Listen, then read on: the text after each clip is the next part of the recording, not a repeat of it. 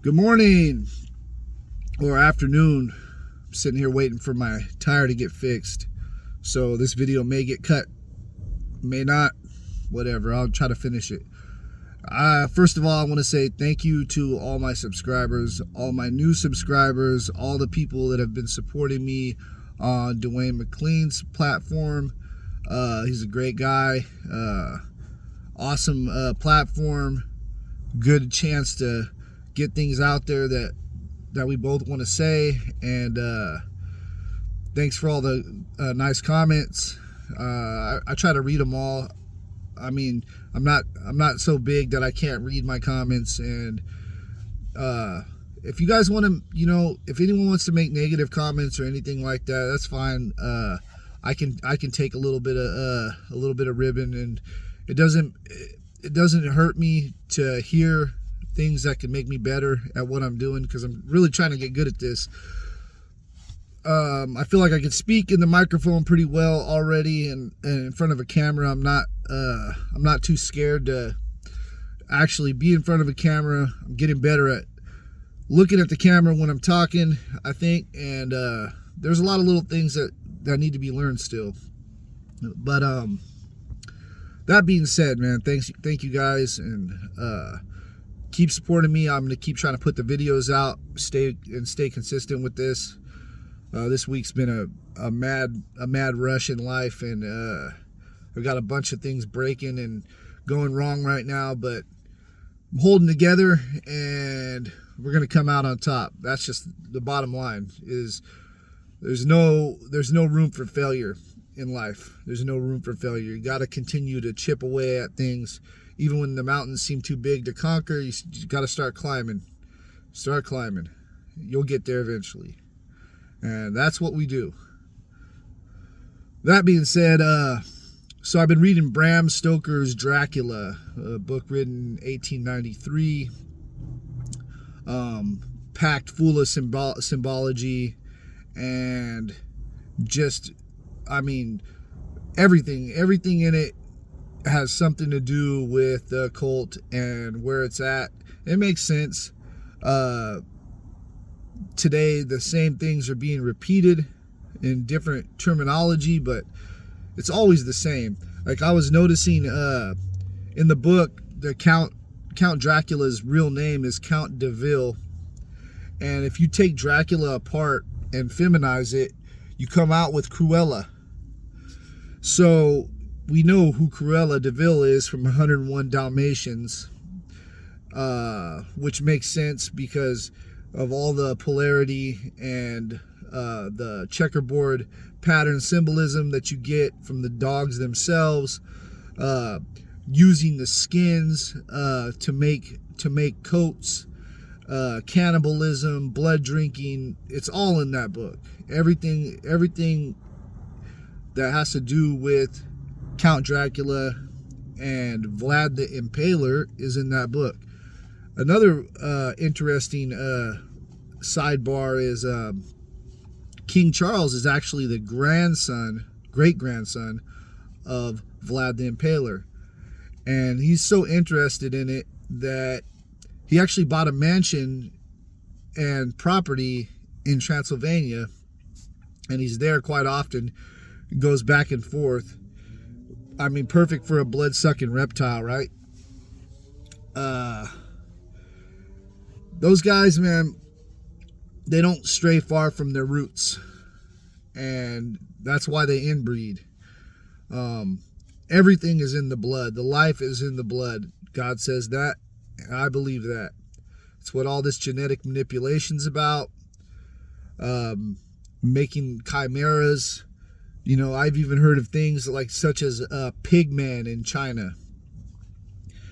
China's a very secretive place, and a lot of things we don't know about happen in China that we probably don't want to know about because it would be too disturbing for our American mindset. That's what happens when you have total control over your people. When a government has total control over their people, they run wild. I mean, now we're getting this drama about Chinese spy balloons flying over the United States, flying over, all of our secret military sites, flying over South America. What does that say to me? I mean, I know that the satellites probably have just as good of sensors and resolution in their cameras as any spy balloon. So why would they send balloons if they have satellites? And that made me think something's going on. We're blocking their ability to see us, so they have to go around into an old school manner. But even all this is all tied into the fact that one world government is trying to be achieved, and they're going to China's going to be the center of that. They're going after a Chinese model. For years they've already had a social credit system in China. If you say the wrong things on the internet, it can actually affect your ability to be employed. It can affect your ability to buy a home. It can affect everything. And they have cameras everywhere. The facial recognition systems are off the chain. I mean, they're so accurate. I mean, and they can catch you doing something in public that they don't consider, or talking to a person in public with their microphones that they don't, and saying things that they don't consider supporting the state government, and they can completely ruin your life. And that's where the United States is trying to head, because of the one world government. They need to have total and utter control over the people. This is the point of dividing the people who are not in control, because they don't want us in control.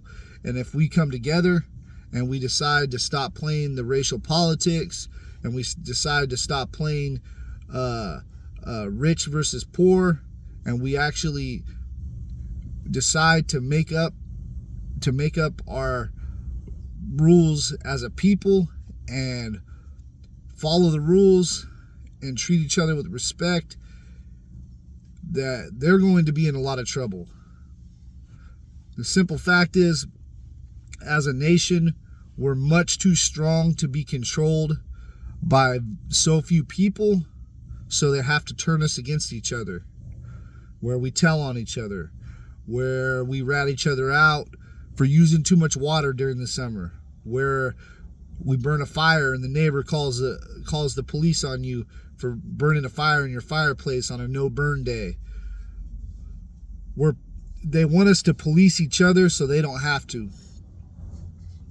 And that's the whole in the police thing in one kit and caboodle.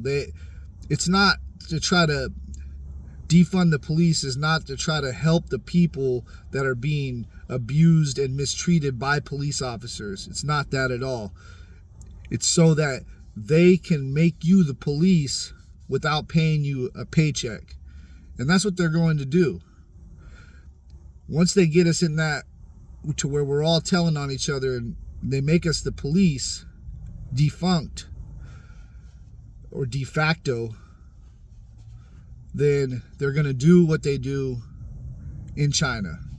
Lock us down, start experimenting on us more than they already are, and completely commit to a total, utter takeover of society. There's an analogy, it's called boiling the frog. So what that means is, they put the frog in the pot with the water, and at first the water's cold, and they gradually increase the temperature, and by the time the frog's cooked, it doesn't even know it's been cooked because of the gradual increase in temperature. And that's what they're doing to us. They're gradually increasing the temperature until we are cooked, and we don't even realize it's happening. We could talk about all different kinds of things, but that's where we're at right now. That's just a few thoughts from today, this early afternoon.